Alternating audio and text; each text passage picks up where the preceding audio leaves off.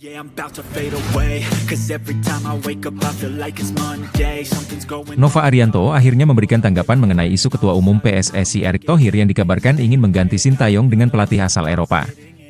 Kabar ini pertama kali mencuat setelah Tuttosport melaporkan bahwa PSSI sedang mempertimbangkan langkah tersebut. Sintayong dianggap tidak lagi memuaskan dengan pendekatan strateginya yang terlalu mengandalkan fisik dan kemampuan berlari. Padahal, skuad Garuda kini semakin banyak dihuni pemain-pemain yang berkarir di kompetisi Eropa. Menurut Tuttosport, PSSI dinilai membutuhkan pelatih dengan pendekatan yang lebih modern untuk memaksimalkan potensi para pemain timnas Indonesia. Namun, Nova Arianto menegaskan bahwa dirinya tidak mengetahui apa-apa tentang kabar tersebut. Ketika ditanya lebih lanjut tentang kemungkinan pembahasan pergantian pelatih di internal tim, Nova memberikan jawaban yang serupa. Nova Arianto, yang juga menjabat sebagai pelatih timnas Indonesia U17, menilai isu tersebut belum memiliki dasar yang jelas. Sebagai orang yang bekerja langsung dengan Sintayong, Nova merasa bahwa fokus utama tim saat ini adalah mempersiapkan skuad untuk turnamen-turnamen mendatang.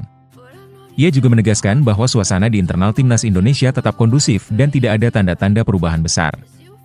Hal ini membuat Nova memilih untuk tidak terlalu memikirkan kabar yang menurutnya hanya spekulasi semata.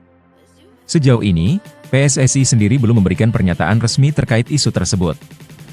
Erick Thohir sebagai ketua umum dikenal sangat ambisius dalam membawa sepak bola Indonesia ke panggung dunia.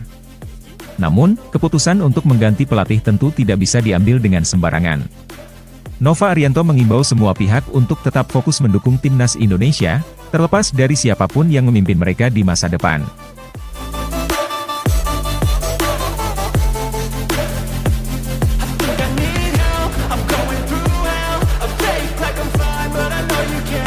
Pemain andalan Sintayong di timnas Indonesia, Pratama Arhan baru saja resmi tidak lagi menjadi bagian dari klub Liga Korea Suwon FC. Pengumuman tersebut disampaikan langsung oleh pihak klub melalui akun Instagram resmi mereka pada Rabu. Dalam pengumuman itu, Suwon FC menyatakan bahwa Pratama Arhan dilepas bersamaan dengan dua pemain asing lainnya. Setelah kabar ini mencuat, berbagai spekulasi mulai bermunculan terkait masa depan Pratama Arhan. Ada yang meyakini bahwa ia akan tetap berkarir di luar negeri, sementara lainnya percaya bahwa Arhan akan pulang ke Indonesia. Bos PSIS Semarang sebelumnya pernah mengungkapkan bahwa klub siap menyambut Arhan jika ia memutuskan untuk kembali ke tanah air setelah merampungkan karirnya di luar negeri. Tidak hanya PSIS, Semen Padang, klub yang dimiliki oleh ayah mertuanya, Andre Rosiade, juga disebut-sebut siap memberikan tempat bagi Arhan. Namun, rumor terbaru malah menyebutkan bahwa Arhan berpotensi bergabung dengan salah satu klub papan atas Indonesia, Persija Jakarta. Rumor kepindahan Arhan ke Persija Jakarta bermula dari unggahan Instagram Stories Witan Sulaiman pada Kamis. Dalam unggahan tersebut, Witan membagikan foto kebersamaannya dengan Arhan, disertai dua emoji senyum. Tak berselang lama, Arhan mengunggah ulang foto tersebut di akun Instagram pribadinya, menambahkan emoji tangan bersalaman. Reaksi ini langsung membuat para supporter berspekulasi bahwa Arhan akan bergabung dengan Persija, mengingat Witan Sulaiman saat ini adalah pemain Macan Kemayoran. Dugaan ini semakin kuat karena Persija diketahui sedang aktif mencari pemain baru untuk memperkuat tim dalam persaingan di Liga 1.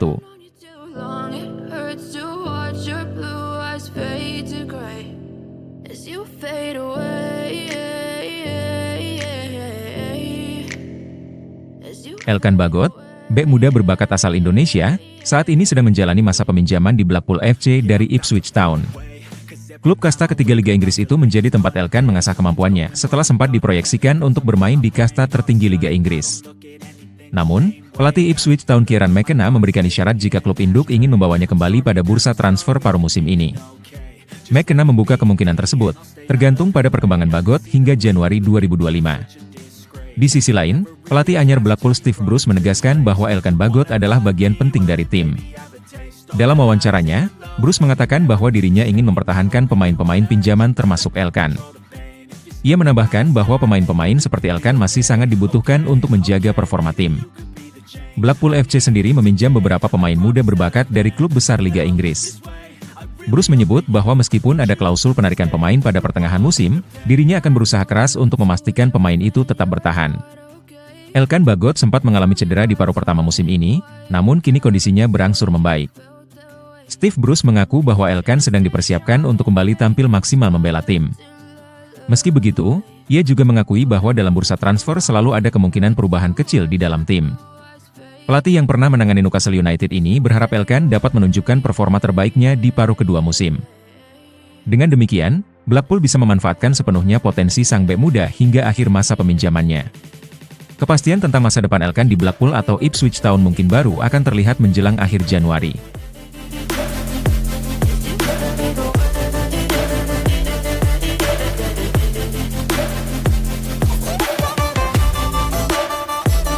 Mauro Zylstra hingga kini masih menunggu proses naturalisasi yang dijadwalkan berlangsung pada awal 2025.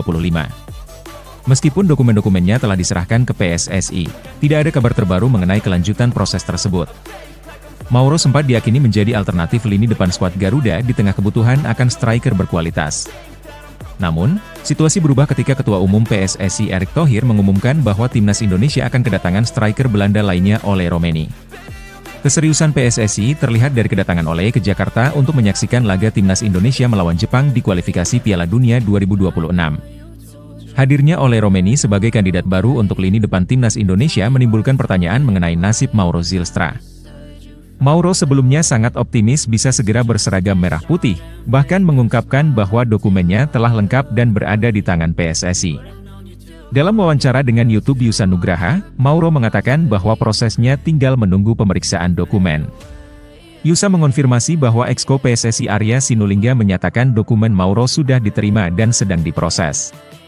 Sayangnya, agenda Piala Asia U20 pada Februari 2025 menjadi salah satu faktor penghambat naturalisasi Mauro. Menurut Yusa, PSSI saat ini memprioritaskan persiapan timnas U20 untuk turnamen tersebut, sehingga proses naturalisasi Mauro harus menunggu hingga ajang itu selesai. Meski ini berarti penundaan. Hal tersebut bukan akhir dari perjalanan Mauro menuju timnas Indonesia. Jika semua berjalan lancar, bukan tidak mungkin timnas Indonesia akan memiliki dua striker kelas Eropa, Mauro Zylstra dan Ole Romeni pada kualifikasi Piala Dunia 2026 Maret mendatang.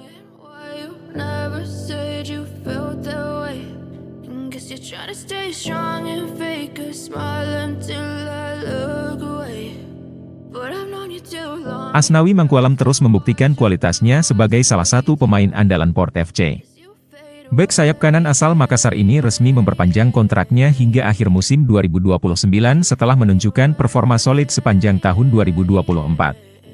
Selama 2024, Asnawi tampil dalam 30 pertandingan untuk Port FC, dengan rincian 12 laga di musim 2023 dan 18 laga di musim 2024.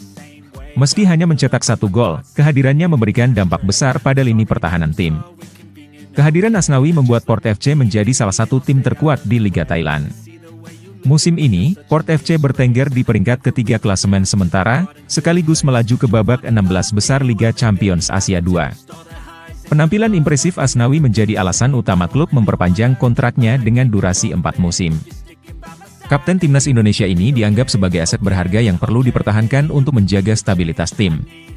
Perjalanan Asnawi bersama Port FC dimulai pada 26 Januari 2024, saat ia dikontrak selama 1 tahun setelah pindah dari Jeonnam Dragons. Bersama klub kasta kedua Liga Korea Selatan tersebut, Asnawi bermain dalam 26 pertandingan selama semusim dan menjadi andalan utama. Sebelumnya, ia juga membela Ansan Grainers sejak 2021, mencatatkan 42 penampilan dalam 2 musim dan mencetak 2 gol. Konsistensi ini menunjukkan tekad besar Asnawi untuk terus berkarir di luar negeri, menjadikannya salah satu pemain Indonesia yang paling bertahan lama di kancah internasional. Keberhasilan Asnawi bertahan di luar negeri menunjukkan kualitas dan tekadnya sebagai pemain profesional. Tak heran, meski banyak pemain naturalisasi berdatangan, Asnawi tetap menjadi pilihan utama di skuad timnas Indonesia.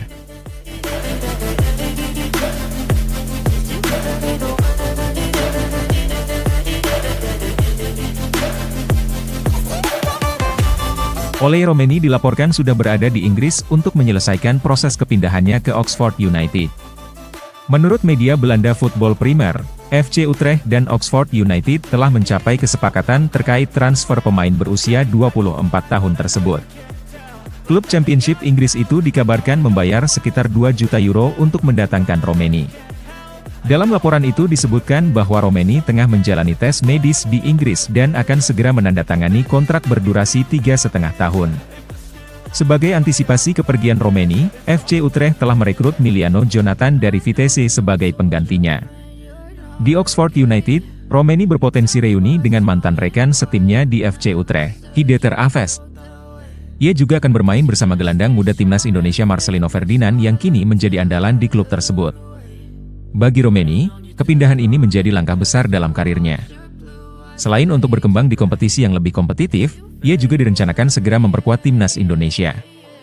PSSI telah menjadwalkan debut Romeni pada Maret 2025, dalam laga melawan Australia dan Bahrain pada kualifikasi Piala Dunia 2026. Kehadiran Romeni di timnas Garuda diharapkan dapat menambah daya gedor lini serang tim.